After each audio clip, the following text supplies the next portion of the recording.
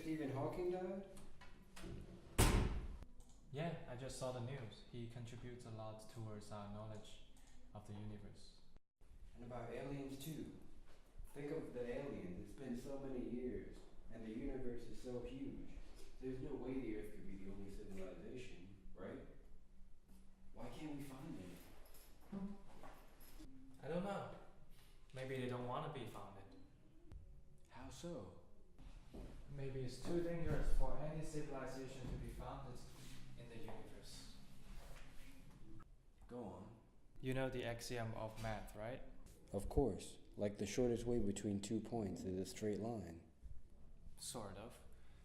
Now let's assume there is an axiom in the universe. See if I'm right or not. Survival is the first priority of a civilization. So what? We live in this huge universe and don't even know the conditions of those aliens. Here's the point. You stay where you are.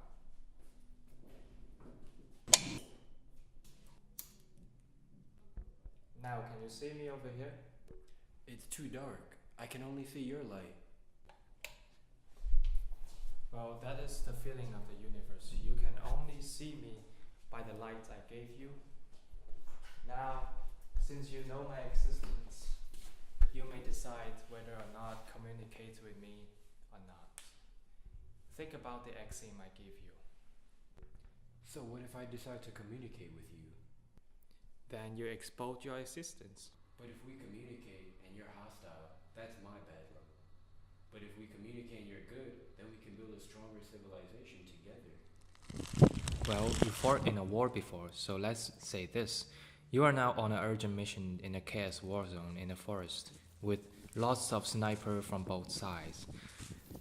It's a dark night. You found a shadow figure around 20 feet from you, but you have no way to find out whether he is friendly or not. If you keep moving forward, you might be discovered. What will you do? If I communicate with him, he might be enemy, and I will expose my position, and I'll get killed because of that. And if I'm him, I'll also be unable to make sure if I'm friendly or not. Quite a circle, isn't it? And it's just a second layer of suspicions. This logic goes on and on, can never end.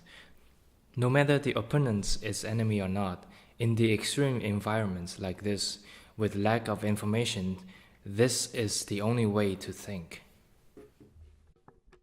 Yeah, I know what you mean. This is the suspicion chain.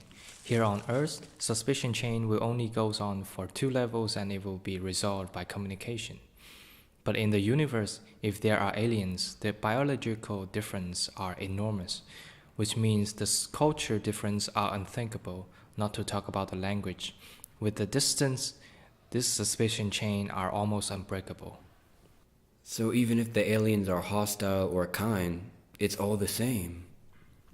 Right, this is the most important thing about the suspicion chain. The civilizations have nothing to do with it. But our discussions were based on equality of technology of the 2 civilizations. If the opponent's technology level has no threat to me, I think we could talk. No, do you know why? Why?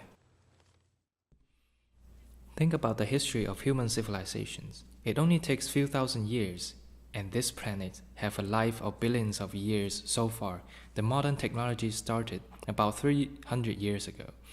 If you put this time scale in the scale of the universe, this is not a simple development of technology. It's an explosion of technology. Therefore, even a primitive civilization could also be dangerous. But silent is also dangerous. If you are stronger than me, you will find me. And if you're weaker, a technology explosion might make you stronger than me and find me as well. It means letting you know my existence or keeping your existence are both dangerous. They both violate the axiom, which is to survive. You are a smart man. Seems like our interference are over. Over? What about the result?